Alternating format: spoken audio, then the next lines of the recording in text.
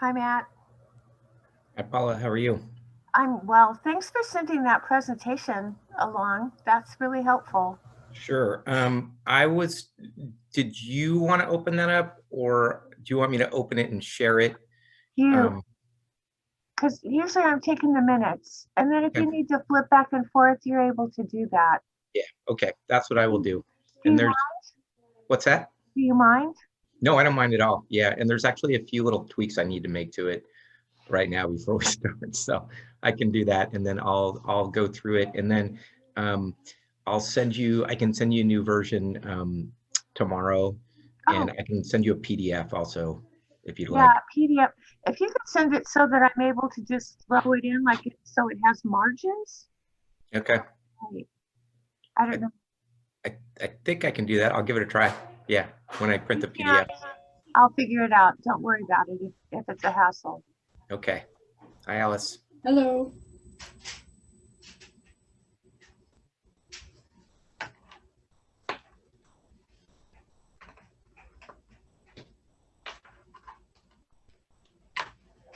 Hi, Paula. Hi, I haven't talked to you all day. it's been a quiet day. Yeah. Well, I've been in a lot of Zoom meetings today. I finally have a 2 Ethernet connections down here, so there should be no excuse for a bad connection anymore. So we'll see how it works out. It was skipping around a little bit on me earlier, but who knows? Hello. Hello.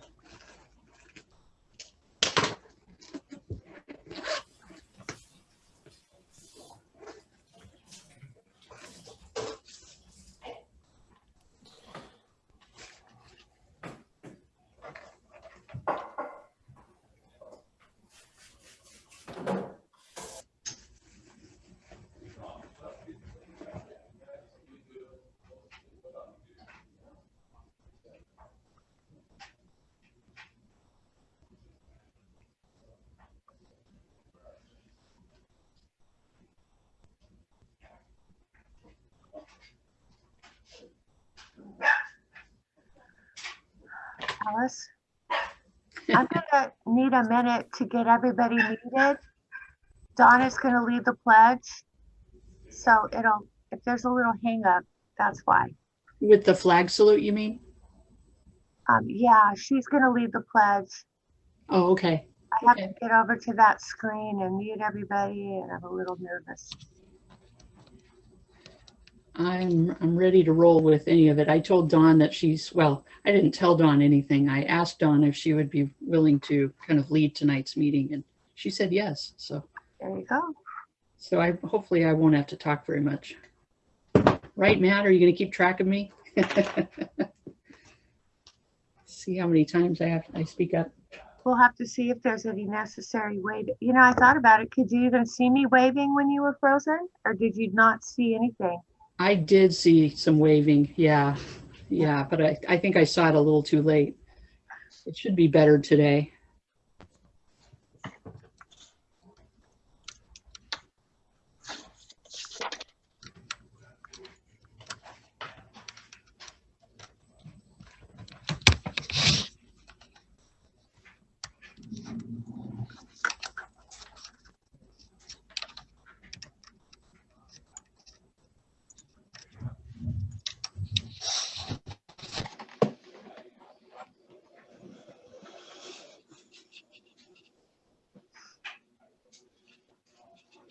Hello, Dale.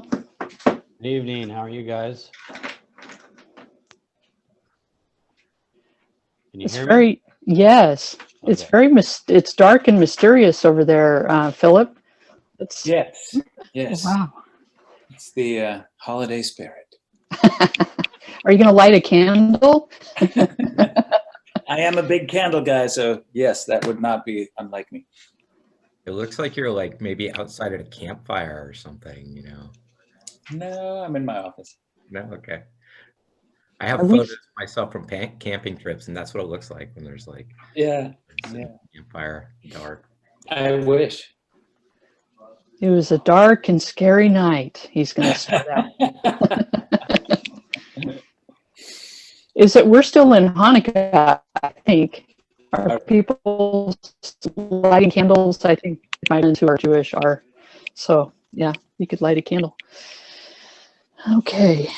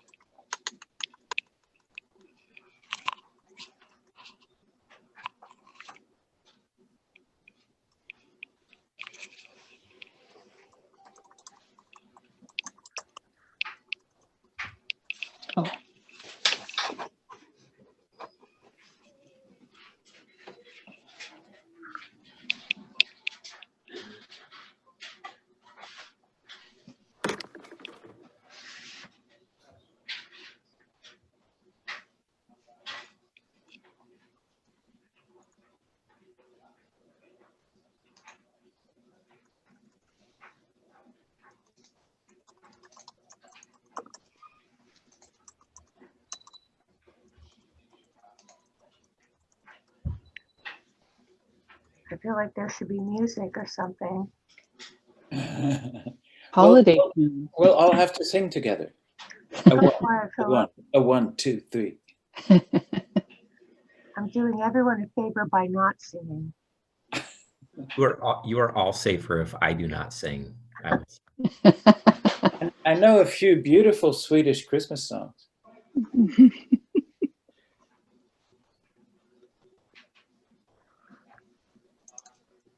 I could go for that. Do we have Mark on the line yet? No, we do not. What about Brent? Brent No, is Brent. out of contact. He has no internet available. Connection? Okay. Oh, that's right. We talked about Hello. Mark is Hello, at Mark. Oh, let's see. I guess it's right about 6 o'clock. I guess we'll start the meeting now. Do we have enough? Let's see. Is there? Do we have everybody else on board? not everyone, no. We have Okay. a quorum, though. We do have 4. Oh, okay. Okay. I have 6 o'clock. Is that what you have? Yeah, 6:01. Cody, are you Okay. there? Okay. Yeah, I'm here. Let's do the roll call. Brent Bybee is absent. Cody Cornett, I'm here. Alan Easling. I Here. see you, Alan. Philip Mosher, Yes. Mark Popoff, Here. and we have 2 vacant positions.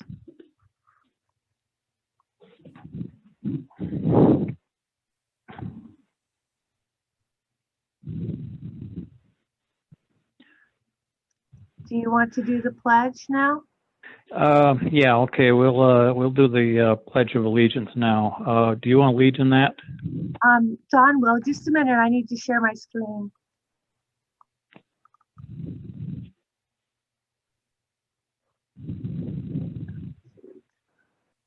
Okay, you're all set. Okay, we're ready. So I pledge allegiance To the flag. to the flag Flag. of the United States of America States of and to the America. republic for which it stands, one nation, under God, indivisible, with liberty and justice for all. Justice for all. Okay, next item is approval of the agenda. Does somebody want to make a motion to approve the agenda? I'll motion so to approve the agenda as sent out in the package. Commissioner Mosher, was that you? Yes, it was. Does anybody want to second that? Yeah, I second that. Approval of the agenda, seconded. Okay,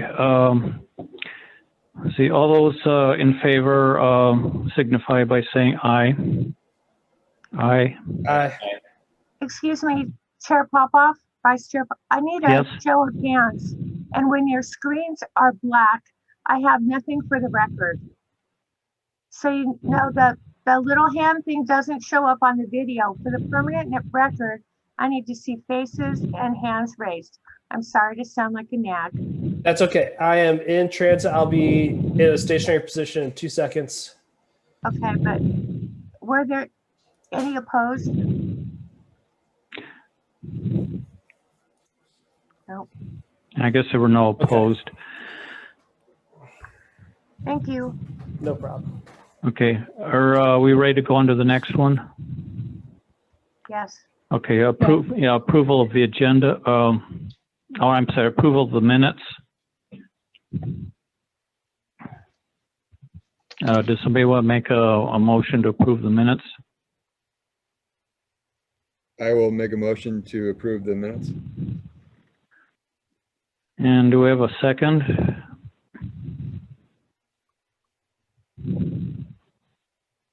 I'll second that. Okay. All those in favor, say aye. Aye. Aye. Any opposed? Okay, minutes are approved. Do we have any members of the public present? Yes, Mary Hanlon. Okay, well, it's time for public comments on the discussion item. That'd be the Dell's Housing Code update. You can So we don't- go ahead and make. So we don't. Oh, okay. So we don't have any public comments, I'm assuming. So Mary is here. She is one of the 3 community members that we invited.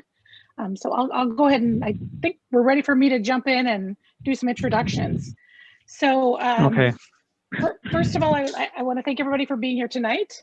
And I would also like to introduce to you Mr. Matt Hasty and Mr. Brandon Crawford from Angelo Planning Group. They are actually going to be doing the presentation tonight. They're providing a slideshow so we can go over, make it a little bit easier for us all. The city's worked with APG for over the years on a number of projects, including updates to our TSP and this specifically pertaining to planning dealt with the 2017 Housing Strategies Report, Buildable Lands Inventory, as well as helping us complete phase 1 of our housing code amendments. We've also invited, as I mentioned, 3 community members to weigh in and give some input on some of the housing code amendments or proposed comments, suggestions that are included in the audit report from APG. I'm going to go ahead and spend a little more time. We've got Jill Manson here, who is the Executive Director for Mid-Columbia Housing Authority, as well as Columbia Cascade Housing. Jill has worked with us throughout the last few housing code amendments and has been a great addition to provide us some comments specifically pertaining to administering affordable housing solutions throughout the Mid-Columbia region. So Jill's actually this career has been dedicated to public service, as well as works throughout the regions of Mid-Columbia, Hood River, Wasco, Sherman counties, Klickitat County, and Skamania counties. We also have Mr. Nate Stice. I'm not sure if Nate made it. Oh, I think that might be him. There he is. Nate's having some technical difficulties right now. So Nate, most of you probably do know Nate. He's worked out of the governor's office with regional solutions. So he's kind of our go-to guy, and it keeps us all very informed and up to date on anything that's going on down at the state level. He's been with Regional Solutions since 2016. He spent the previous 5 years working in government relations for U of O. Nate's a small town boy. He grew up in Umatilla on the eastern end of the Columbia River Gorge. And I'm going to just give you a little bit more information. We've got Miss Mary Hanlon here from Hanlon. She's a principal of Hanlon Development. Mary has an extensive background in development in both public as well as private sectors. She's provided consulting services in planned real estate developments across the U.S. Mary's overseen planning and management of complex real estate revitalization efforts, as well as taking it all the way from the purchase, identification purchase, as well as the development process. Before entering into the world of real estate development, she served as the U.S. Department of Housing and Urban Development as a policy advisor and liaison on multiple programs. She's been a professional staff member for the U.S. House of Representatives Select Committee on Aging. So Mary's got some really good perspective that we're hoping that can assist us with some of these edits. So that is pretty much what I just kind of wanted to introduce you to all of them. And I'm going to pass the baton to Matt and Brandon, and they will jump right into our housing code amendments. Or excuse me, our audit, excuse me. Eventually amendments, but. Amendments, eventually. Tonight we're focused on the initial step, which is a code audit. So yes, Brandon and I will walk through the presentation tonight. As PowerPoint presentations go, definitely not the longest you will have ever seen or that I will have ever given. I think it's about 18 or 19 slides. And I think what we'd like to do is just take comments and questions as we go through the presentation.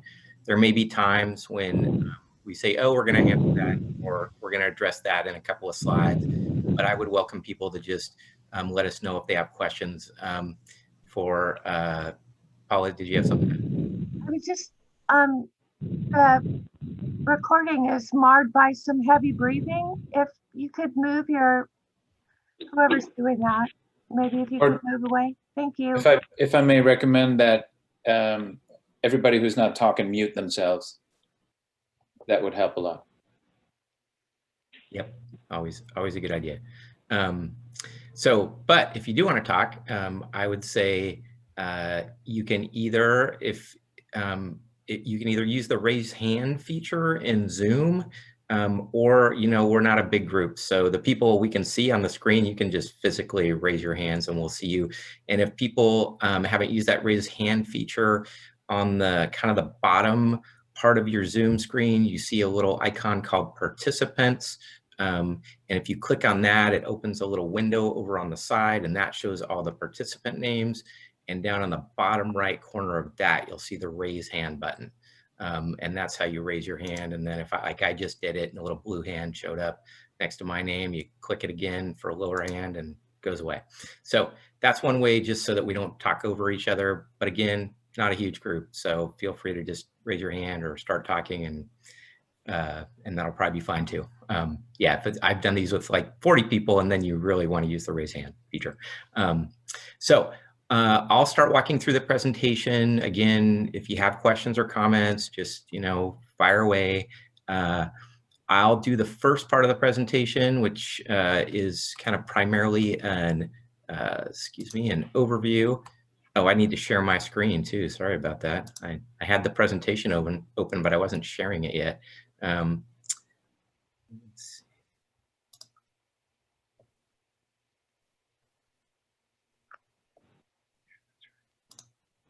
All right. Whoops. That's not right. Sorry. It's the wrong view.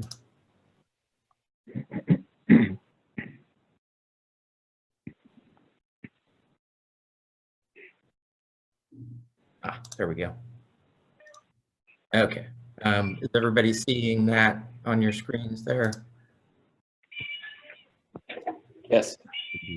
Excellent. All right. Yes. So we've done introductions, but I will talk about kind of the background and overview, both a little bit on House Bill 2001 and House Bill 2003. We're really focused on things related to House Bill 2001, but I'll give you just a little background on House Bill 2003, so you have some context on that as well.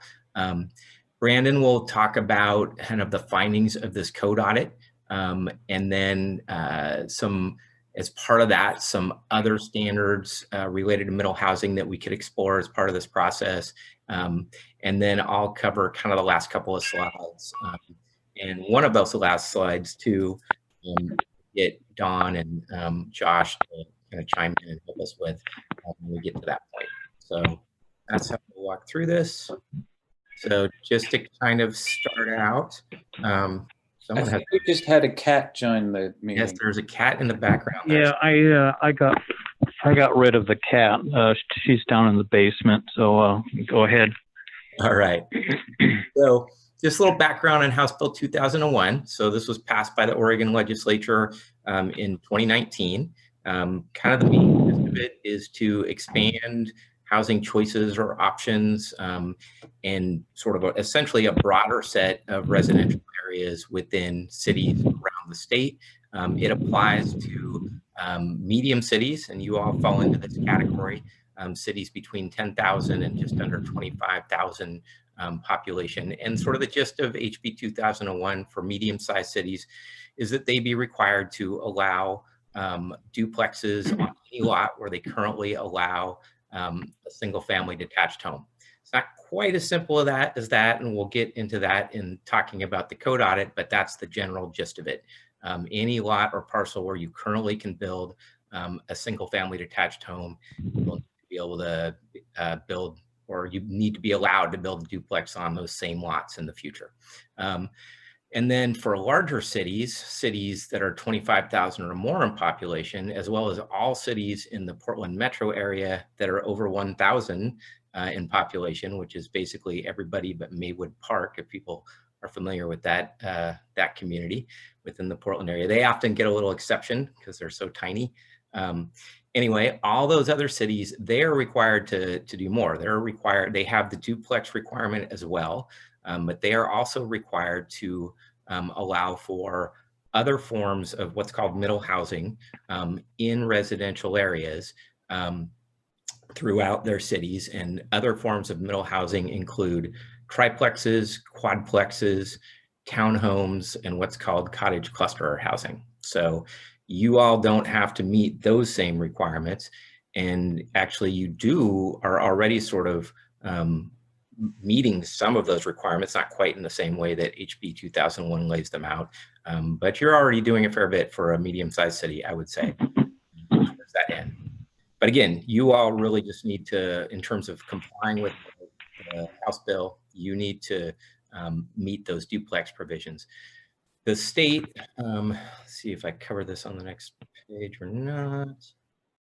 Nope, I'm gonna go back up. So in order to implement House Bill 2001, because the legislation is pretty general, the language of the legislation, the state Department of Land Conservation and Development has done a couple of things to provide more guidance to cities in terms of how they implement the legislation. One, they developed a model code.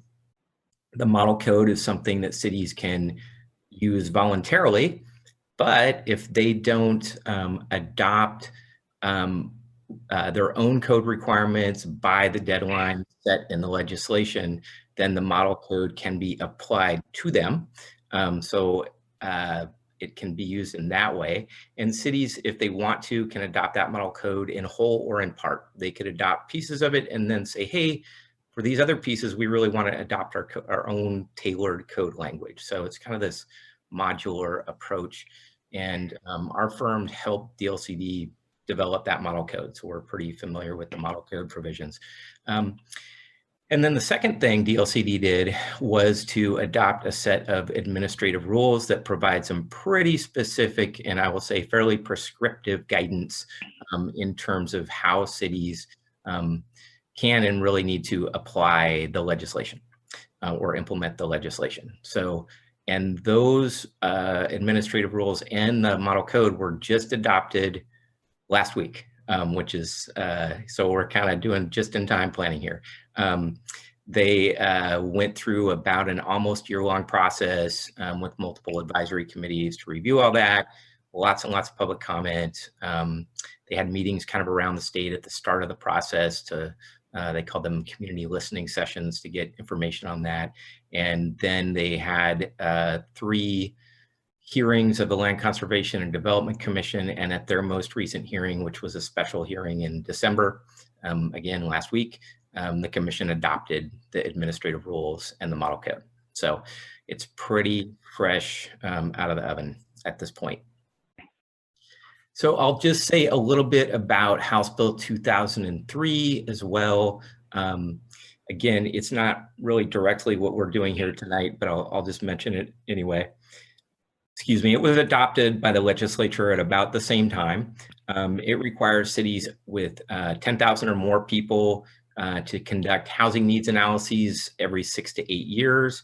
You guys have done that fairly recently, but everybody will have to do that over a certain size, you know, every certain period of time. That wasn't really, other than the kind of the old periodic review process that people may or may not be familiar with, that wasn't a requirement up to this point.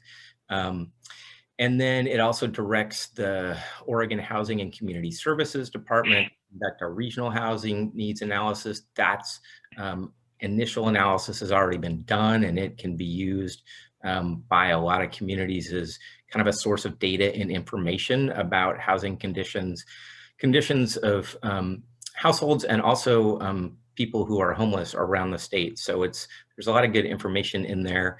And then finally, DLCD is providing technical assistance grants for communities like yours around the state to conduct these processes. And so this process that we're going through right now and that we're talking about today was funded through a technical assistance grant from DLCD. And those grants for the current year the grants go through June 30th, and medium-sized cities need to adopt the code requirements to comply with HB 2001 by June 30th. And then the work as part of our contract needs to be done by somewhere between May 31st and June 15th. A little tiny bit squishy, but we need to finish up, invoice all the work, etc. So we're on a fairly tight timeline, and I'll show you a copy of the schedule in just a moment. But so that's my overview of House Bill 2001 and 2003. Maybe I'll just stop real briefly and see if anybody has any questions, recognizing that we'll talk about the specific requirements as we go on. All right, so I see actually my little hands thing has disappeared, so I'm going to bring it back so I can see it eventually. But I don't see any physical hands up, so I'm going to keep going, and you all let me know if you do have questions.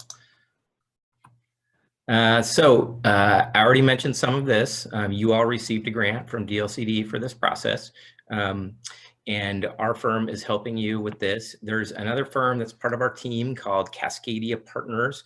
They're not with us this evening, but you will likely see somebody from Cascadia at future meetings. They have kind of a targeted role in this process, and that's to help prepare graphics or illustrations to accompany the updated code amendments that we work on as part of this process. So you'll see their work later on. I already kind of mentioned these last two bullets. I got ahead of myself for a little bit there in terms of the timing.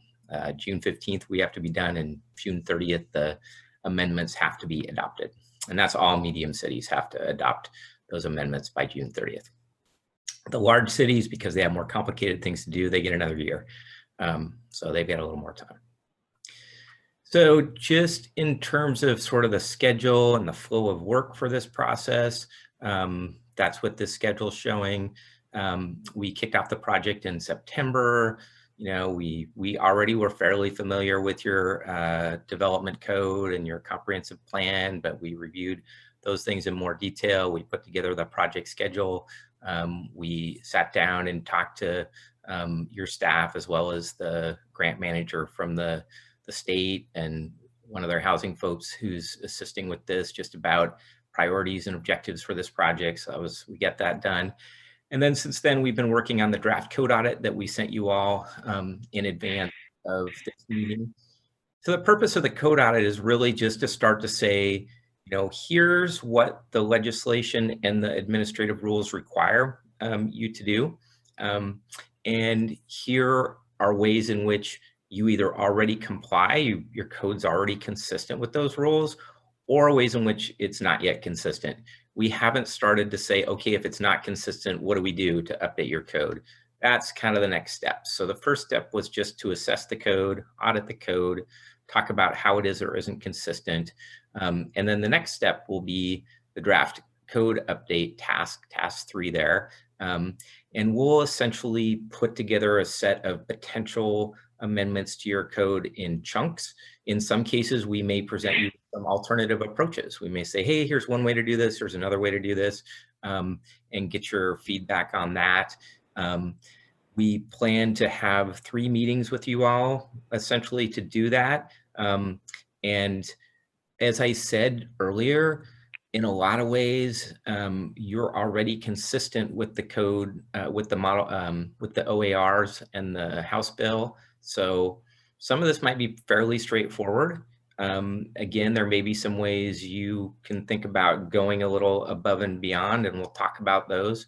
But we're planning to have 3 meetings with you, and then once we've done that, we'll combine the results of all that work, send that back out to you, and then review it again with you at a 4th meeting. And then ultimately this will need to go through the adoption process with you all, the Planning Commission, and ultimately with the City Council. Those are the things we need to get done before we finish up in June. So that's kind of the flow of work and the schedule, and sort of more to come on exactly how we sort of parse things out over those next few meetings, but that's our general approach. So I will stop again and just see any questions. Does that all make sense? All right, so I'm not seeing anybody doing this. I'm gonna assume we're good. All right. So I'm trying to remember if I was going to talk about, no, I think I'm going to talk about this slide and then Brandon's going to take over on the next one. And I think I actually started talking about some of this already to some degree. So I mentioned that medium-sized cities need to comply or be consistent with the duplex requirements, that you need to do that by June 30th, 2021. I talked about that kind of model code approach versus tailored amendments consistent with the administrative rules. I will say that probably most cities around the state are not going to go with the model code option, just because it's frankly kind of clunky to take that whole model code and like drop it into a chapter in your development code or anybody's zoning ordinance. It just is it's not always going to work well, and most cities are going to actually look at the specific requirements and figure out how those sync up with the way their own development code is structured, and they're going to kind of come at it that way. Now, there may be cases where they, for a specific requirement, look at the model code language and say, oh yeah, that's great, we like that, we'll use that piece of it. But most cities, I think, and I think probably you included, are not going to take option one. You're probably going to take mostly option two. So that's just my guess. We'll see if I'm right here and around the state. And then I will also just note, as the slide does here, that in addition to needing to be consistent with these requirements, in general, state administrative rules require residential standards be clear and objective. They need to comply with that requirement. That's a general statewide requirement, that all codes include clear and objective standards for what's called needed housing. And needed housing has basically been interpreted to mean all housing. So you need to have standards that can be applied essentially without discretion, and that are clear and objective in their nature. So if somebody comes in, they got a development application, you can go, oh yes, that's consistent with these clear and objective standards. So that's just a thing that we'll be looking at and thinking about as we're drafting any updated code language or looking at some of the language that's in your code now. All right. With that, I am going to turn it over to Brandon, and he's going to walk through the next several slides, and I will just help him advance the slides, and then he and I will tag team any kind of questions or comments y'all might have. So I would say take it away, Brandon. And again, just let us know as we go through if you do have any questions, and we'll watch out for the raised hands either physically or on the screen, or for you to just talk. Yeah, thanks, Matt. I actually have my notes over to the side a little bit, so I'm going to be kind of glancing to the side. So if anybody does have a question, just feel free to interrupt me or speak up, because with the presentation here in this little sidebar, it's kind of hard to see if anybody has a question. Anyway, moving on. So I'll be going over really our framework and methodology and our findings from the audit, and some of it will be kind of a little bit repetitive of what Matt has already discussed, but I think that's all right. It's good to be thorough. So to begin, I'll briefly go over the framework and the methods of our audit. So first of all, one simple component was to check if duplexes are allowed in all residential zones, which they are. So checked that box. That's pretty easy. Secondly, we evaluated if existing developments, siting, lot, and design standards comply with the minimum requirements established by the state. And that's Oregon Administrative Rules 660046. I didn't write that in here, sorry. We looked at whether existing development review procedures differed between duplexes and single family detached homes. And throughout this process, we were looking for anything in the development code that might inhibit duplex development through unreasonable cost and delay. So to put this all simply, the audit evaluates whether duplexes are treated the same as single family detached for development code standards and review procedures. Next slide. Thank you. So to begin, we reviewed the comprehensive plan for compliance with HB 2001. So we identified really only a handful of comprehensive plan items in the housing chapter that may need to be updated to ensure that they reflect the intent of HB 2001 and that they're consistent with the corresponding development code updates for duplexes. So these revisions will simply need to, first of all, clarify that duplexes are allowed where single family is allowed. So there are a few comp plan goals and policies that are explicit towards promoting and encouraging single family, but it doesn't mention anything about duplexes. So it'd be useful to just include duplexes in those pieces. So we also noted that the comp plan should recognize the need for middle housing types more generally. And so that's all pretty broad, but we'll really get into the specifics of what that all can look like as we enter the actual code amendments and update phase of this project. So next slide. So quick overview of development code findings and our methods. So the first step of the development code audit was to review whether duplexes are allowed in all residential zones, which I just briefly discussed. And so that includes low, medium, high density residential and the neighborhood center overlay. And yeah, they're allowed in all those zones. So good to go there. Next slide. So here's a quick overview of some of the more granular findings. So overall, the development code, as Matt has mentioned, is already pretty close to meeting the minimum compliance standards that have been adopted by LCDC. And that's a major reason for that is because duplexes are already allowed outright in all residential zones. And the city also recently adopted several code amendments related to duplexes and middle housing in the last few years. The major things that we found that still need some revisions relate to lot size and density and design and landscape standards. Next slide. So now to dive a little bit deeper into specifics on where the code doesn't comply. So the minimum compliance standards require that minimum lot sizes for duplexes are no larger than minimum lot size requirements for single family. The code currently does not meet the standard specifically for the minimum lot size requirements for duplexes in low, medium, and high density zones.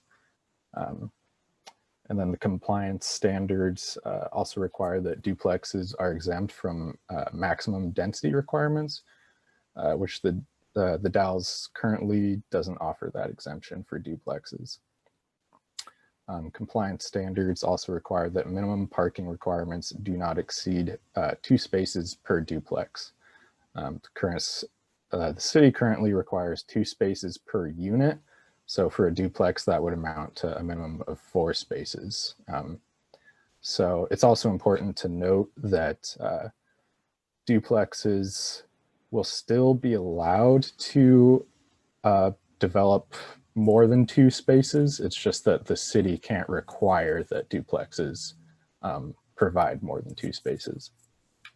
So next slide.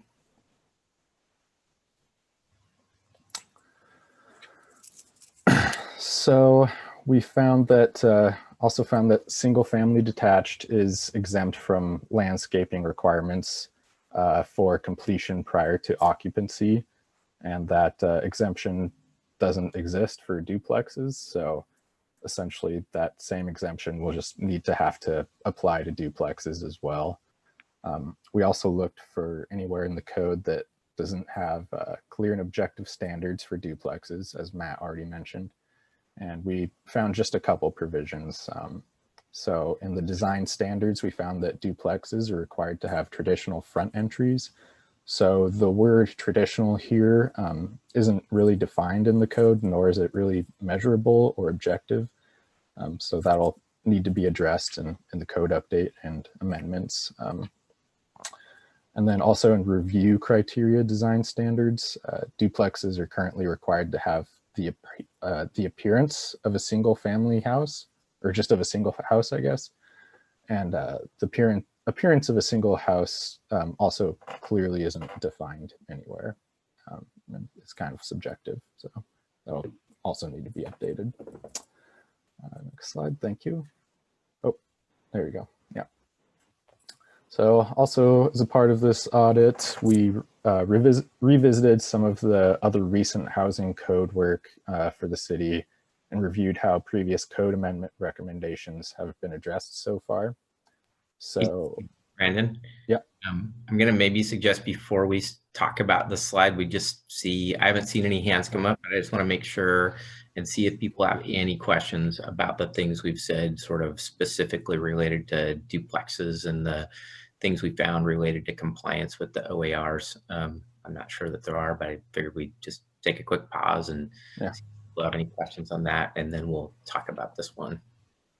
We do just, Matt and Brent, go ahead. I have a comment. This is Mark. I have a comment about the parking requirements. If you know, we're going to you know, multi-family housing, you know, in any zone, you know, the parking needs to be dealt with. I don't think 2 parking spaces per unit would be unreasonable for a duplex. The typical lot here in the Dalles is 50 by 100 feet, so there would be, you know, plenty of room off the back alley for 4 parking spaces side by side, because the parking spaces only have to be 9 or 10 feet wide. So even if the lot was only 40 feet wide, you'd have enough room for parking, assuming that is at least 20 feet back from the alley. Or if they're going to be parking, or if they don't have an alley, you know, the front of the house could be set back a bit so there's enough room in the front. So, you know, it's certainly doable. And if we don't, you know, require the parking, then we're just going to have, you know, an on-street parking problem. Sorry to just go on with that. Are we saying it's 2 parking spaces per unit or 2 parking spaces per duplex? Per duplex. Per duplex. Right. Okay. That's what I thought. 1 per unit. And Okay. I mean, I guess I would say, you know, definitely appreciate the comment. This was a topic, as you might imagine, because anytime you talk about parking standards, you're going to have a lot of discussion. There was a lot of discussion about this topic during the rulemaking process with DLCD and the members of their advisory committees. And so a number of folks, you know, said some of the same things you all are saying. But ultimately, that's not where the rules came down. The rules came down as cities may not require more than 1 space per unit or 2 spaces total for the duplex or duplexes in these zones. So it's not that somebody couldn't provide more spaces, they can, but you can't require them to provide more. So that's going to be, I think, probably, you know, as we talk to people about this, that may be one of the things that they have the strongest reaction to, just based on what I've heard in other places. We're not here to we're here to say, hey, here's the things we're going to have to look at and need to change based on the rules. There are going to be some places where we have some choices and some flexibility. That one's not particularly one of them. So I'm the messenger on that one, but that is the message. I have a go ahead. I have a question along those lines that is a bit more contextual, and that is just from a historic standpoint here in the Dells, has there been, I know parking is always a big issue, has there been any kind of consistent pushback against a greater density of duplexes in the past? And I guess that question goes more to Don and Mark. You've been around in this committee for a longer time. Well, I know we had a lot of pushback from one resident when a duplex is proposed in a low density residential unit over in the west end of town. I'm not familiar with other proposals. There actually haven't been that many duplexes built in the Dells since the late 50s, early 60s. Most of them seem to be of that vintage or earlier. Okay. Yeah, and I don't mean a single person having an issue with this single issue, but more just in general. I know that the parking thing is always a big issue, but I just wanted to know if there's historically any other context to be considering here. So thanks. My question was, if we were not compliant with the parking, if our code was not compliant, what are the ramifications? If you're not compliant with any of the state requirements within the administrative rules, then the model code requirements are imposed upon you. And in this case, the model code requirement for parking is even more stringent. The model code requirement is that you may not allow any parking for duplexes off street. So in this case, frankly, just being consistent with the administrative rules is, I think, based on what I'm hearing, likely going to be your preferred option. And that's, again, that's the case with any of the standards within the administrative rules. The non-compliance sort of remedy from DLCD is to apply the model code, or that you have to apply the provisions of the model code related to that item. And if you don't adhere to that, what is the ultimate enforcement? That I'm not exactly sure about. I mean, DLCD does have the ability to impose enforcement orders on folks and fine them. When I say folks, I mean municipalities. Jonathan. Yeah. Hi, Matt. I've seen you give a few talks for the city. I've always been so impressed. Thank you for all the work that you and your group have been doing. Hi, Philip. My name is Jonathan Caro. I'm the city attorney for the city of the Dalles. I would just like to give you some additional context to answer your question, if that helps you. Basically, everything Matt's saying is absolutely correct, but to answer specifically the issue about, well, what happens if we don't follow the model code? Well, if you deny an application, or if the planning department denies an application based off the fact that, well, they're not offering enough parking, but the code says they don't have to offer enough parking, then we'll get sued and we'll lose. And they'll make us do it.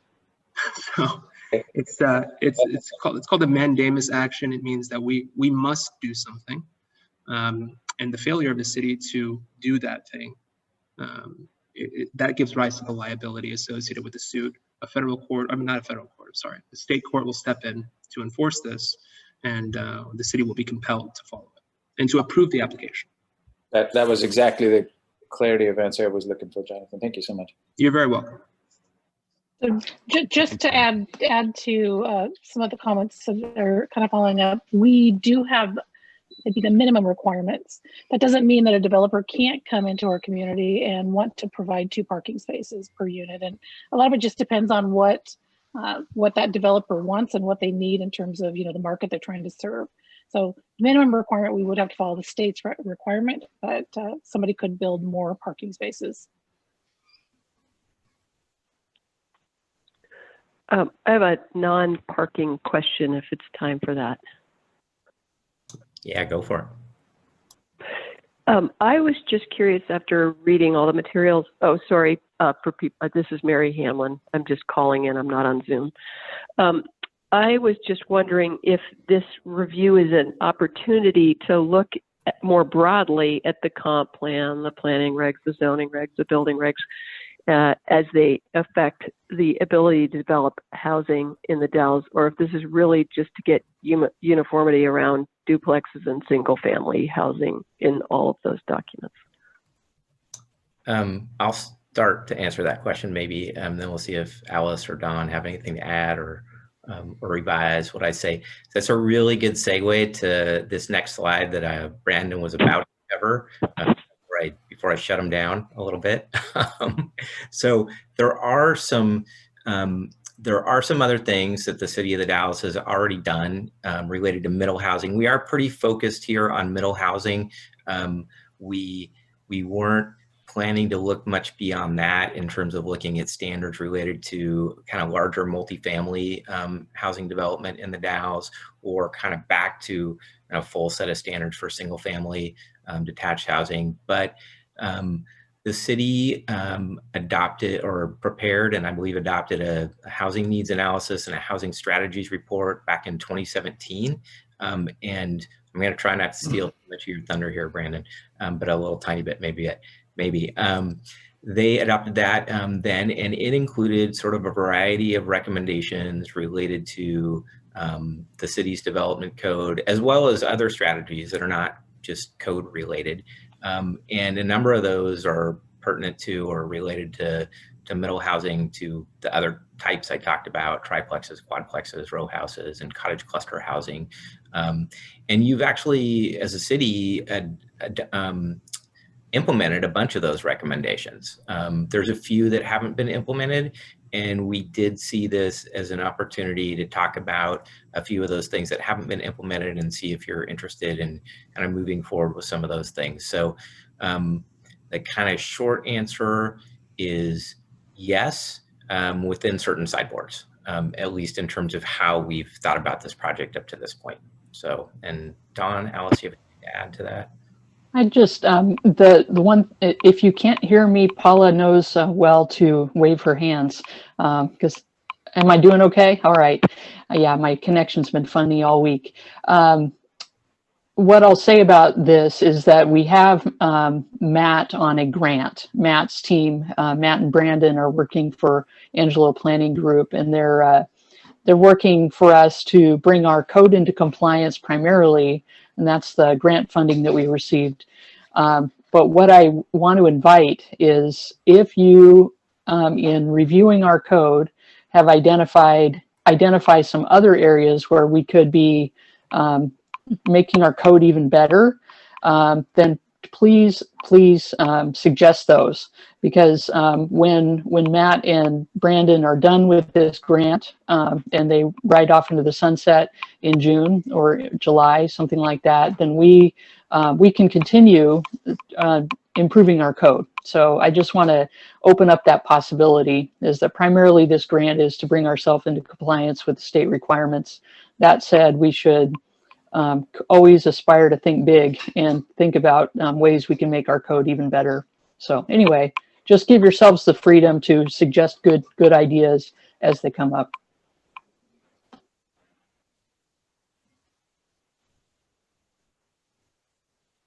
All right. Does anybody else have any questions or comments? It's probably a good segue for me to transition into these other middle housing options. So yeah, we kind of folded this into the audit, as Matt was saying, kind of in the spirit of, striking while the iron is hot, and we're already doing code updates, and especially related to housing, and this is all fairly relevant and recent. So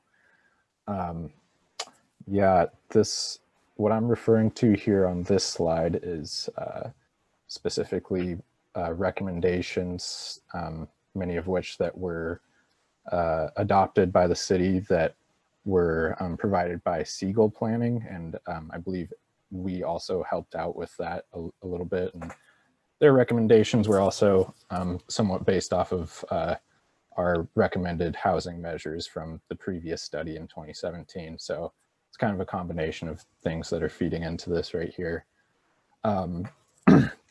But just to go over some of the things that have been adopted and haven't been adopted.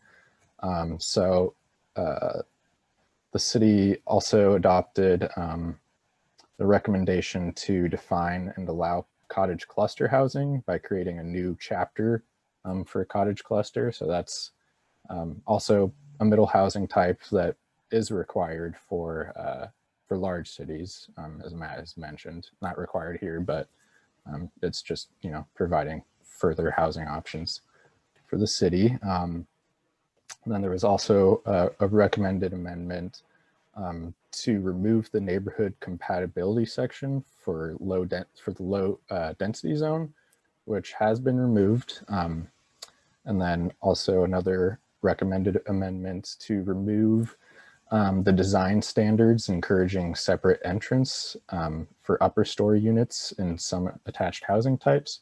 So that standard has also been removed.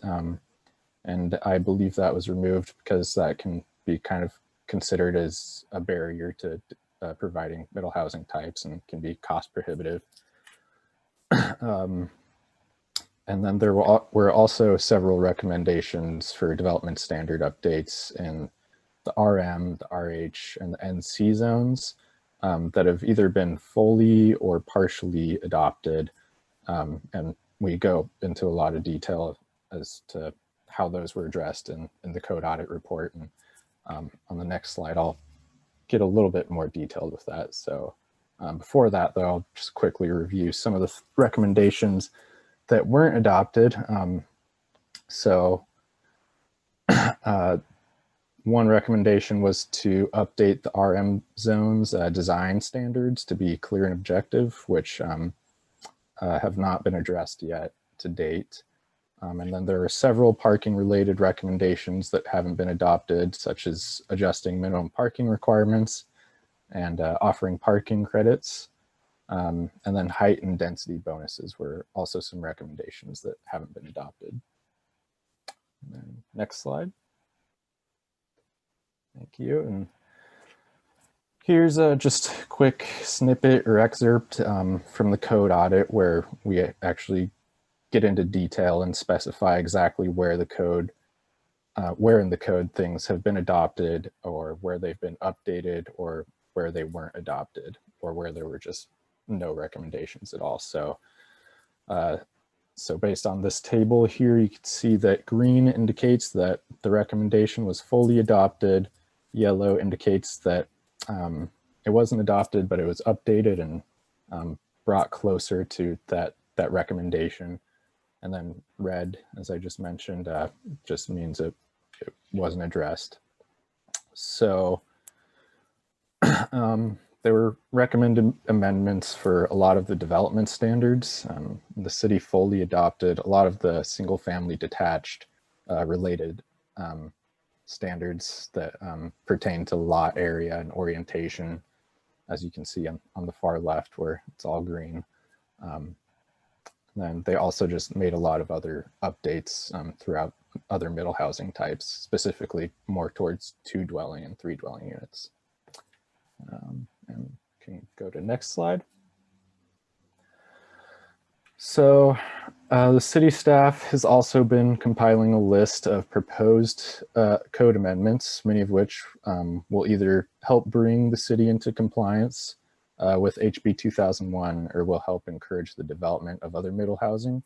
And here I'd also like to invite the city staff to chime in wherever they feel necessary. But I can start by just summarizing some of the pieces here that pertain to middle housing. So we noted in the audit that the density ranges in the comprehensive plan are inconsistent with density ranges in the development code. And that is also something that is a proposed revision that staff has listed down. Staff has also proposed removing the small lot single family dwellings provision, which would also help bring duplex minimum lot size standards into compliance. They've also proposed removing the minimum site area development standards, which is essentially the same as minimum lot area. So that provision can kind of confuse things. So just removing that will just help simplify the code overall. Code currently has a minimum lot area per unit for middle housing, which I guess we've kind of covered a little bit, this per unit piece specifically with parking. And when you do minimum lot area per unit, that can also inflate the total minimum lot area So just removing that and requiring minimum lot area by the type of housing will help simplify things and also help duplex standards meet the minimum compliance. And the city also proposed to modify site plan review requirements for multifamily and cottage cluster housing and replace the definition of attached townhouses with single family attached. And that's all I have for summarizing that. And if the city wants to add anything, or if Matt has anything to add here. I'll just note a couple things. One, this is a quick summary of a kind of a long list of things, although some of those things are kind of the same thing that needs to get done in several parts of the code. So I'll kind of note that. A number of these things are, while they're consistent with the goals of the project in terms of addressing the middle housing requirements, they're also just good like cleanup things for your code. So they're things that staff has been identifying for a while, and this is just an opportunity to some degree kill two birds with one stone by cleaning up some of the code issues that staff knows are problematic in terms of how you administer the code. So I would just note those things, and then I'm going to go back to the last slide just really quickly, just to talk very briefly, about kind of where you'll see some of these things again. So the 2 dwelling units per lot, will be looking at some of those items as we look at what do you need to do to comply with the administrative rules and to meet the duplex requirements. The things you see under kind of the 3 and 4 dwelling units per lot columns, those are the things that are, hey, do you want to kind of take a look at some of these other middle housing code issues as well as part of this project? My guess is when we kind of break things up into chunks for you to look at subsequent meetings, we'll start out with the things that are, kind of necessary, we need to do this. And then we'll look at some of here are some other things we could look at probably a little later in the process.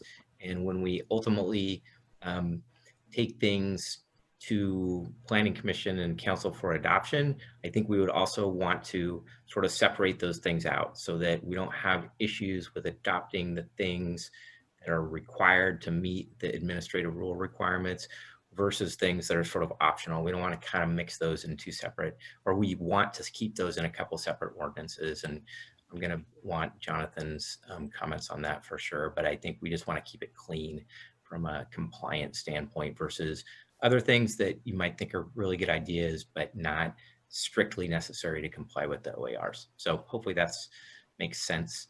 But I did just want to briefly touch on that. So Matt, I just want to jump in a little bit. Yeah. Mary, do you want to go ahead? Oh, just a quick question for context. And this is not trying to bring up a sore subject, but wasn't there just a big housing development in the Dells that was trying to do duplexes that's now before LUBA?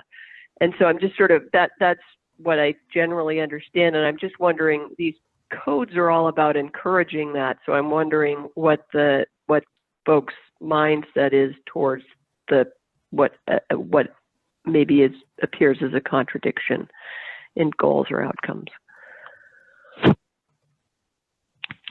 This is Mark here. Part of the big problem with that, besides being much denser than the surrounding neighborhood, was infrastructure, or specifically the lack of it. In particular, there's some questions over whether or not the roads had to be upgraded and so forth. Actually, it wasn't a bad design or anything. It just needed to be closer into town.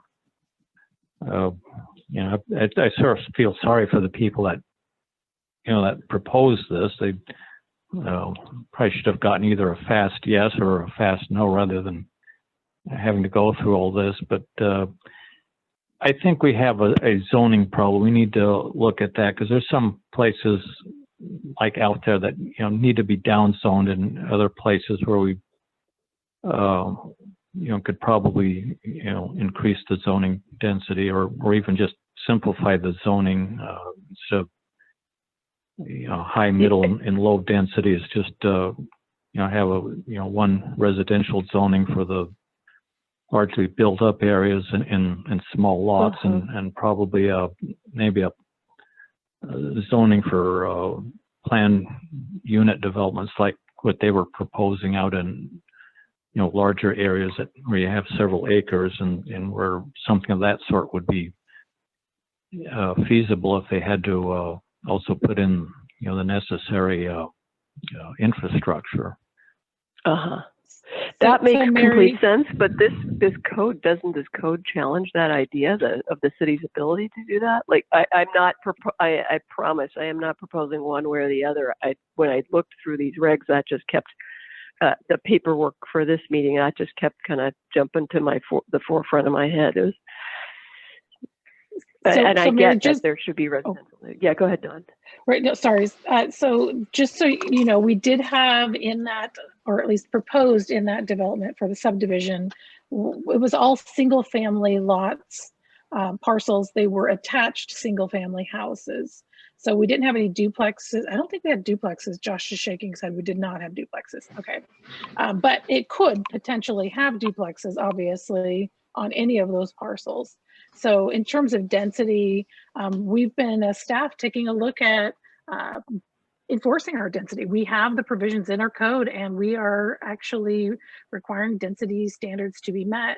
And this community, kind of, you know, to follow what Mark said, is very familiar to, I mean, he even said it early on, 5,000 square foot lot. Well, minimum lot in the high density zone is what, 1,500, I mean, or 2,500. So we have some very small lot standards now, and the built environments have actually, you know, could allow for infill strategies, ADUs, as well as a modification to add some multifamily and or duplexes. So I think, you know, that is what the code is we're kind of in line. We're trying to bring it up to that standard, but I don't think, I think it's just, maybe it's just a little bit more painful for some smaller jurisdictions to take that step forward and make these changes.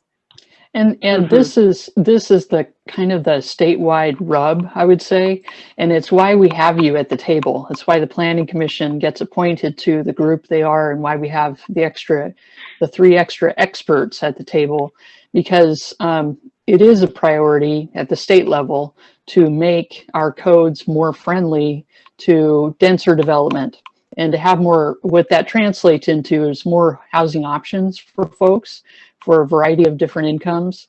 And that's what this is about. And some of it is, in fact, for the medium-sized city, a lot of it is prescriptive. We have to comply. And fortunately, I guess for the Dalles, we don't have to comply with as many requirements as those cities in the metro area and those cities that are larger. So you have some, we have some leeway there. That said, it's really important for this group to do the best you can, given these requirements, to blend them into our code the best possible. So if there are ways that we can make it more congruent with the values in the Dalles, let's try to do that. And that's why we need you to help weigh in, or how we can, if there are going to be perceived impacts, how can we best communicate to the community why this is important. So if you believe it, it's important. May I just, since you said the state, may I like weigh in here a little bit? Not that this HB 2001 actually came from the Speaker's office, Tina Kotek, and I think one of the things that I really love about the Dalles is, and it's very evidenced in this work, is you guys were already beat the state to the punch on this, and so, you know, I think there is some value in the Dalles, some values in the Dalles around having affordable places for people to live. And this is, frankly, the way I would put this is deregulating the housing market a little bit in a way that will maybe make some small changes around the edges. It's not going to be any huge overnight changing the, you know, 2-bedroom, 1-bath rent magically back from 1,300 to 1,400 to 900 again, but maybe we can keep it below 1,600 in the next like 4 years. So I mean, I think this is, you know, I just wanted to weigh in and say I think, you know, first of all, this planning commission in the city is like to be praised for being ahead of the game on this and doing this hard work really before a lot of the state struggling with a lot of these concepts. And I really appreciate the staff work and planning commission on all the work they've done so far. And it's showing the good work that's already been done is showing in the market right now. We're getting this summer and fall, we've received a lot of permits. I don't know how many a lot means. Josh or Don can weigh in on that. But I would say probably 20 new units that are duplex or triplex units in the Dalles, just in the short time that I've been at the Dalles. And so we have permits either in the pipeline right now that we're waiting to approve, or they've been approved. So it's, what I'm seeing is this is changing our environment right now this year as a result of some of the good work that's already been done about a year ago, back in October of 2019. All the several new code amendments were adopted.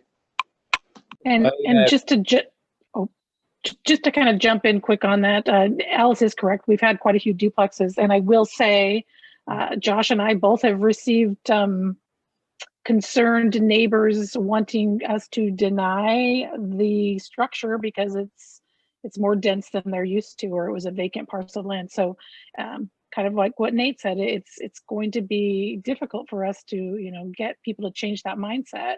And I think this is, we're on our way there. It's just it's going to happen, and we're moving towards it. So but it's a little bit of reluctance from those in the community. I'd like to just give my view from a real estate perspective to that as a realtor. I mean, it's abundantly clear that this middle housing is where the greatest pressure is. We are seeing people wanting to move away from the cities out into our smaller community.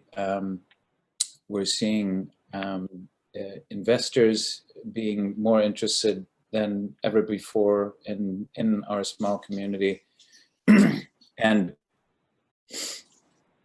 that segment is where there's the most interest. And we know that there are a lot of people who work hard and need more affordable housing. So to me, being a relatively new resident of just 3 years, all this makes a ton of sense. I really think that these state mandates, while they can feel as mandates and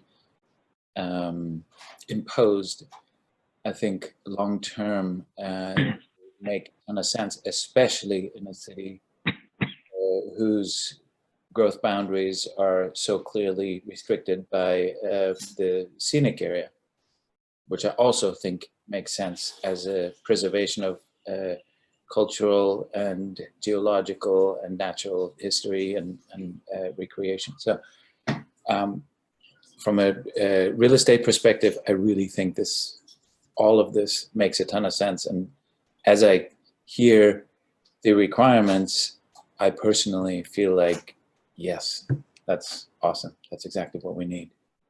And it answers a clear market need.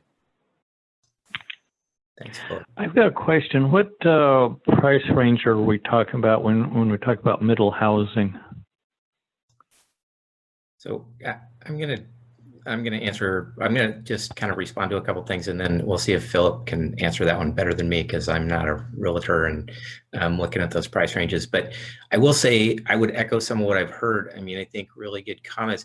One way to look at this is a mandate or requirement from the state. The other way to look at it is it's an opportunity to provide more flexibility for developers and property owners in terms of how they can use their land. So I think, particularly for people who say, hey, maybe we shouldn't regulate people quite so much. This is kind of an opportunity to do that, to implement that kind of idea. So I'm just going to put that out there as one way to look at this. The other thing I'll note is that When you did last conduct a housing needs analysis, one of the things it said was that two things. One, you had a really significant, you had a very, very low vacancy rate, particularly for rental housing, and you had a strong need for houses that were affordable to people with lower and moderate incomes. And that you had a shortage of that, and you had a pretty significant demand for that in the coming years. So those were findings in that housing needs analysis work. And now middle housing, duplexes, triplexes, quadplexes, there's no guarantee that those are going to be always affordable to people with less money. There's no guarantee that the sales price of those units is going to be in those ranges. But on average, in general, it is typically easier to build those units at a lower cost. And particularly when you're talking about kind of opportunities to build one more unit on an existing lot, that's something that an individual property owner can do, as opposed to somebody needing to have all the resources of a housing developer or builder. So again, I'm just going to kind of put those things out there. I can't answer the question about just exactly what price range are we talking about here, because I think the price range can vary a lot. But I don't know if Philip has any thoughts on that one. I do. I would say that the biggest demand in terms of residences is in the $200,000 to $300,000 range. And in terms of, and then we have another huge need for affordable rentals, which of course dovetails, because if somebody is going to build a duplex or triplex or a fourplex, it's reasonable to assume that they're going to rent at least part of that. And I would say that the demand for rentals is in the below $1,200, ideally even below $1,000 range. That's where there is just huge pressure, and that rental information is anecdotal. I'm just going by the rentals that I own myself, and what goes really quick, and what do we get most requests for. Yeah, and the analysis we did is a couple of years old now, but it definitely showed a very, very low vacancy rate for rental housing, and yeah, anecdotal, but I've heard that anecdote lots of times in the Dallas. So I think, eventually hear it enough times, I'm pretty sure there's some truth to it, or a lot of truth to it. So. I check Facebook Marketplace on a regular basis for rentals. It's like my go-to to just look at the market. It's really a bad, I've got to figure out what like good data would actually be, but there were 5 listed, and they were all over $1,200 for rent, and some of them were very modest places in the 700 square foot range. So I'm afraid that even with duplexes, you get maybe kind of affordable, but they don't get to the range that like Philip is talking about without some significant piece. And that's where I'll just say for my friend Joel here, that's the next piece of this conversation. A lot of the strategy, we need to be thinking about how we do permanent affordable housing as well. Yeah, that's why I think decreasing the minimum sizes and even the parking is actually hugely helpful for that, because it decreases development costs and it makes it more attractive to develop lower rental units, lower cost rental units. And I'll just add one more thing for context. The people who I hear most from about the need for rentals are our large employers, and even our smaller employers. So this is another way to put this is a business friendly policy we're looking at as well, to make sure that we can continue to have good paying jobs in the Dalles as well.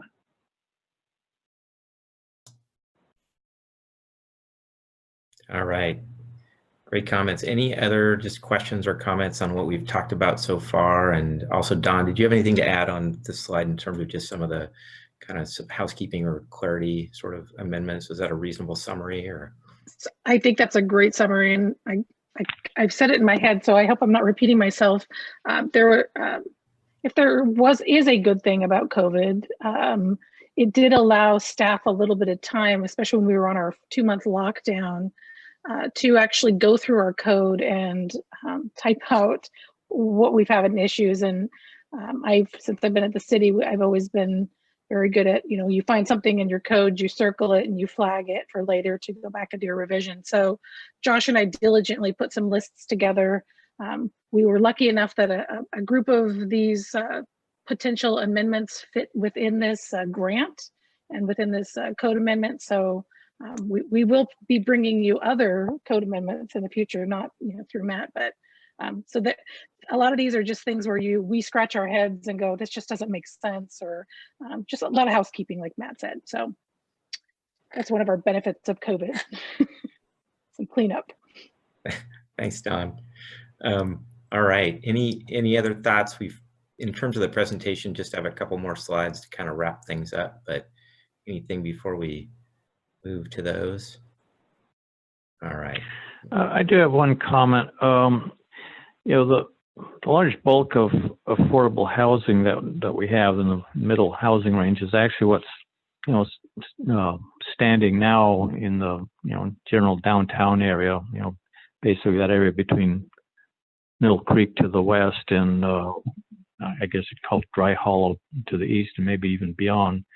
So I think whatever we do in the way of planning, we should encourage keeping this and discouraging tearing down existing homes to make room for multifamily houses that are actually going to end up costing more. There's 4 row houses at the corner of I think it's Mount Hood in 10th Street. Very nice places, upper end appliances and all that, and they're going for $350, which is a little above what a lot of people are willing and able to pay, and the way they're constructed, there really isn't any usable yard space. No place for the kids to play. They have the front yards, but the backyard's pretty much taken up by the parking and the garage entrance. There are a lot of small single-family houses in this neighborhood that you could still get for well under $300,000, but hardly anybody's building anything like that anymore. And as far as cost per unit go, that really has more to do with square footage. Multiple family houses actually cost a bit more because you got to deal with firewalls and sound walls between units. I've worked with Habitat for quite a while, and we did a duplex once, and we decided never again because it was just too complicated and ended up being too expensive. I think multiple family housing might make economic sense in places where the land prices are really expensive, like the Portland metro area or even in Hood River. I don't think we're quite at that point yet. I think a cluster development of cottages would actually be cheaper to put together than same number of attached row houses or apartments in the same area. Anyway, those are just my comments and from my experiences with construction and so forth. All right, thank you. Yeah, I mean, good food for thought. I think particularly thinking about not losing a supply of what people often call naturally occurring affordable housing, existing housing to redevelopments, things we're all thinking about. And I think those are just good things for us to keep in mind as we move forward. So that I'm going to cover the last couple slides. And so there's kind of a few things that we'll be talking to you. We're not, I think, looking for a recommendation or a decision on this tonight, but we just want to highlight some of the questions that we'll be asking you over the next few meetings. One of the things that you can think about is that currently the way you define duplexes are detached units on a single lot. That model code or the administrative rules and the model code allow you to define a duplex as either 2 attached units or 2 individual units on the same lot. So that's an option for you. Again, you can either kind of retain the definition you have, or you can consider defining a duplex kind of in a more flexible or broad manner, I guess. So that's one thing to just note. 2 is, I mentioned earlier that one path is to just simply adopt the model code. I don't think that's the path we're likely to go down here. So I think, we think the most likely approach is to look at each of these different types of issues and requirements and then come up with something that fits into how your code is structured and works, but still is consistent with the administrative rules I talked about. And then also, as we get further along, we'll want to talk about some of those other possible middle housing code elements and whether or not to move forward with those. So that's just kind of highlighting a few things that we'll be talking about as we move forward. Not really looking for decisions or recommendations tonight, but just kind of whetting your appetite a little more for further or future discussions there. Quick question, Matt. Yeah, go ahead. If you wouldn't mind going back one slide, please. So just to be clear from my own understanding, so the stacked, attached, and detached, is that what we currently have as the definition, as possible versions of the definition? Those are possible versions of the definition. Yeah, where the way you currently define them, I'm pretty sure essentially would be stacked or attached. I mean, it's two units in one structure. It's a common wall construction, I think, is what we have it as.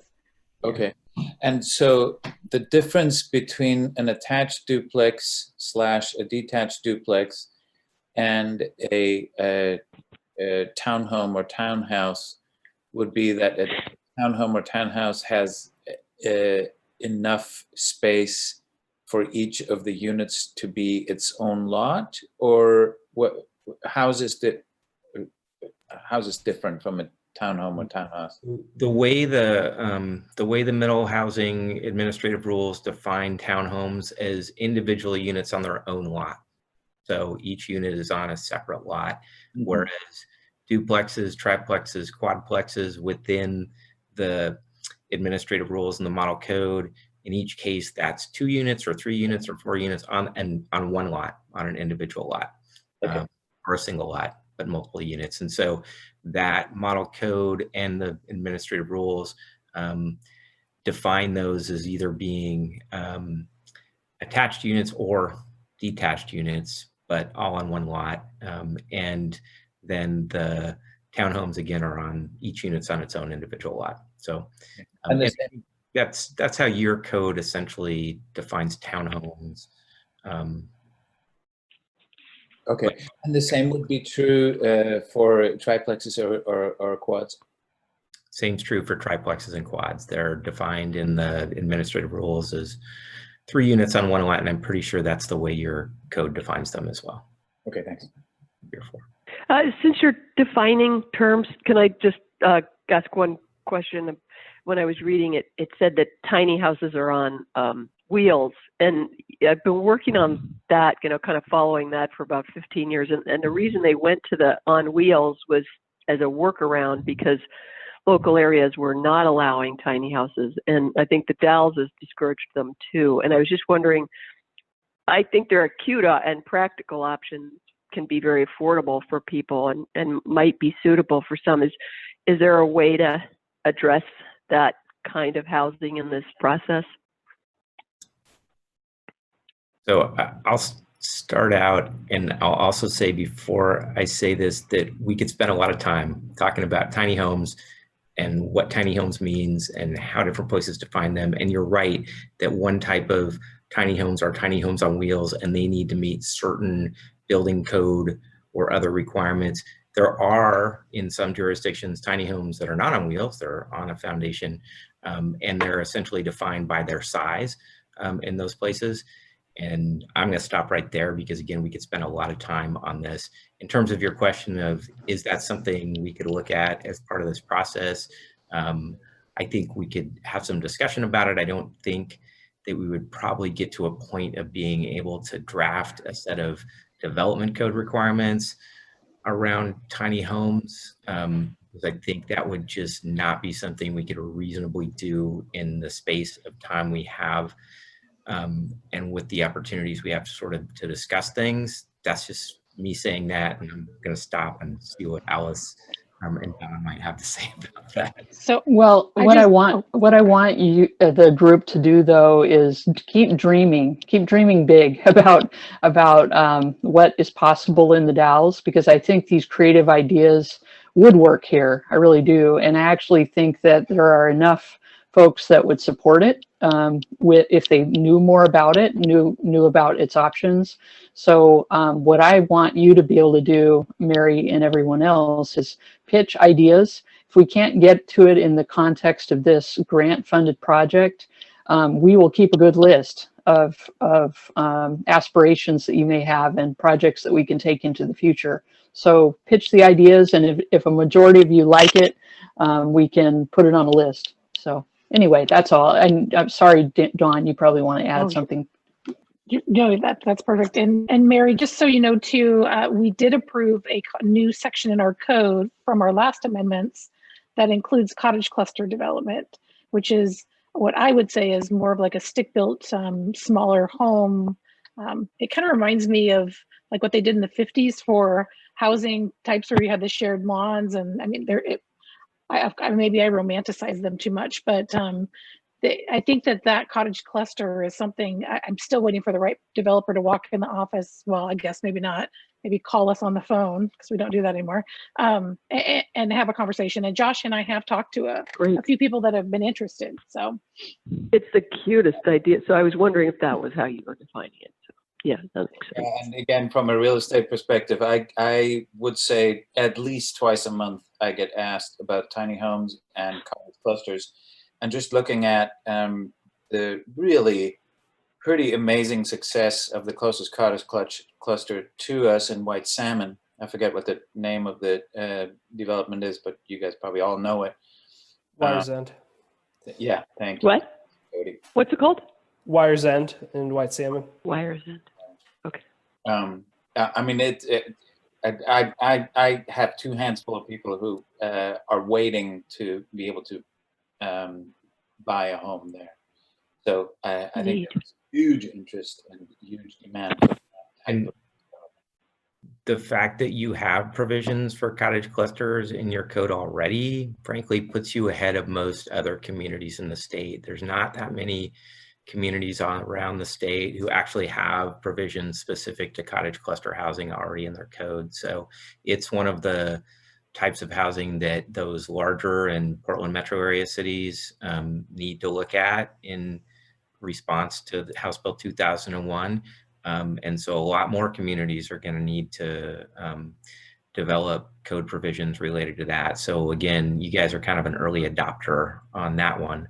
And then just the last thing I'll say is, Mary, it sounds like you have some information about tiny homes, I'd say, and we can provide some information about that. I didn't want to say, look, we're not going to talk about these things, just kind of what I think we can do reasonably in terms of drafting code amendments, but we can certainly provide additional information about some of those things to sort of be thinking about and talking about, either kind of to the extent we don't have time in these meetings outside the process, and then also for kind of food for thought for the city to look at down the line. So great, neat. Thank you. Does anybody know what those cluster houses in White Salmon were going for?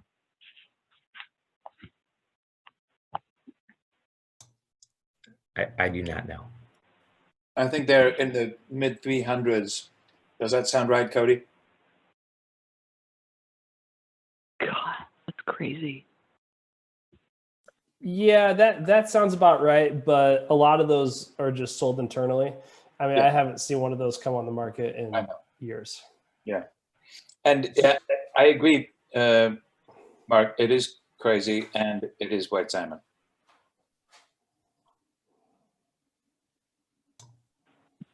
So I'm going to kind of take us to the last slide I had, and then just see if we have any other questions or comments or things we need to chat about this evening. But just in terms of talking about next steps, so one of the things that we're tasked to do kind of early in this process is a little bit of public outreach related to some of what we're doing here. And so given kind of where we are in terms of the pandemic and health guidelines, we're planning to conduct some kind of online activity, whether it's what I might call kind of an online open house. So it's kind of a way to learn a little bit more about these topics and review some materials and answer questions, or more of a kind of straight ahead online survey. So we're working on that, and we'll be reviewing that with staff over the next couple of weeks. We didn't want to put that out there, one, before we had this first meeting with this group and had discussion and comments about where we are so far. And two, we don't want to put that out there on like December 15th, you know, right before Christmas, when people's attention is almost always elsewhere and not on completing some kind of online questionnaire. But that is something that we'll be moving forward with sometime in January. So kind of more to come on that as we move forward. And so beyond that, next steps are for us to start to work on initial draft code amendments. And so in each case, what we do is prepare an initial draft. City staff looks at that. We have some back and forth with them, and then we prepare a revised draft, and that goes out to you all for review in advance of our next meeting. We have identified kind of tentative dates in terms of weeks of, and I say tentative, but they do coincide with when this group typically meets. So we hope to stick generally to these dates. So we just showed the weeks of on the calendar here, and you know, similar to this meeting, we'll prepare materials, we'll get them out to you all in advance to review, and then conduct the meeting in kind of a similar manner. And so we just showed kind of the next several meeting dates on here when we'd be reviewing these draft code amendments in batches. And again, in some cases, we're going to have some options for you to respond to or look at, weigh in on. So that's just kind of a quick look at where we're headed over the next few months in terms of the calendar. And it's pretty much consistent with that graphic version of the calendar I showed you earlier. So that's kind of all I think Brandon and I had to present in terms of information tonight, and kind of get initial comments and thoughts from y'all. And really appreciate everything we've heard so far. And I'll stop talking now and just, you know, see if there's anything else y'all want to add before we kind of wrap it up for the evening.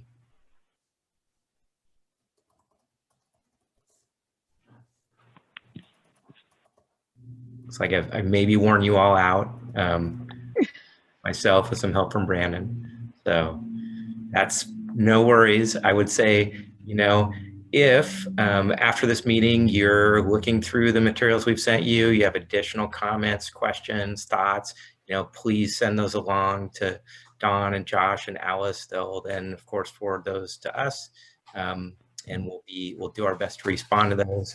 We'll also put together a summary of tonight's meeting and the discussion points and responses, and have that available to you as well, just to document what we talked about tonight. So I just want to. Oh, go ahead. Sorry, go ahead. Sorry, I was just going to say, for the benefit of the group, I put some data points in the chat when we were talking about sort of where the market is at, and where rentals are, and where home sales prices are. And the median home sales price increased 10% year over year, and it's at $300,000. And that's, I mean, I sort of look at Zillow all the time as well, and that's for really modest homes. The one across the street from me, I think, is listed, is a relatively modest home, but is listed at nearly $300,000 for a 2-bedroom, 2-bath.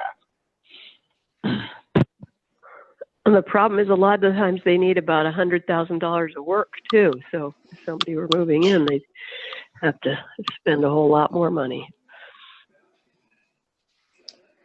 Well, I just wanted to thank you all for your thoughtful contributions tonight and look forward to more discussion like this. And I also just want to say again, I really, to the extent, I mean, we're on a brisk timeline with our grant funded project, and I'm really pleased that we did get the support of the state to fund the good work of Matt and Brandon's team to put together these code amendments. And there are some constraints. The constraint is time, and the constraint is the scope. That said, it shouldn't constrain you, because Josh, Don, and I, and Paula, we're living and breathing our code all the time, and we see improvements that need to be made. But also, we want you. You're the appointed group. You're the dreamers. You're the ones that the city council has entrusted to dream about our future. And so please come up with ideas. And if we can't implement them now, voice them anyway, because we can put that in a work program and for the future. And the other thing is, our city council, our newly elected city council, will be meeting, I think it's sometime in January, for some goal setting. And I really think housing is going to continue to be an issue in this community. And it's one certainly that we will raise as a staff. They get to make the call on what their goals are. But I suspect they agree. So to the extent that you can be weighing in on these important issues as a group, but also individually with council members, to let them know your thoughts as well as they prepare to go into this goal setting session. So anyway, that's just a little bit of a plug for continuing to dream big for our community.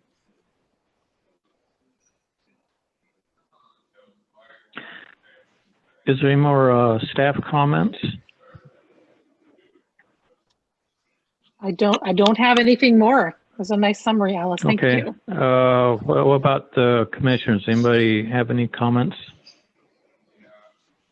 Yeah, just real quick, and I know that we'll get to this later, but I also have a lot of questions and inquiries about container houses, and I think that we'll probably have to get that in the code somewhere, and you might as well do it in this round, while we're doing this.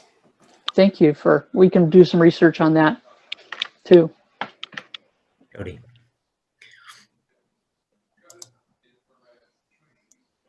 Anything else?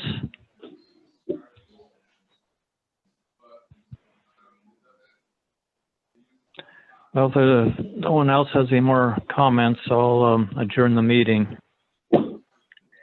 We'll see you next month, I guess, or whenever the next meeting's scheduled. Did we? Okay. Okay, perfect.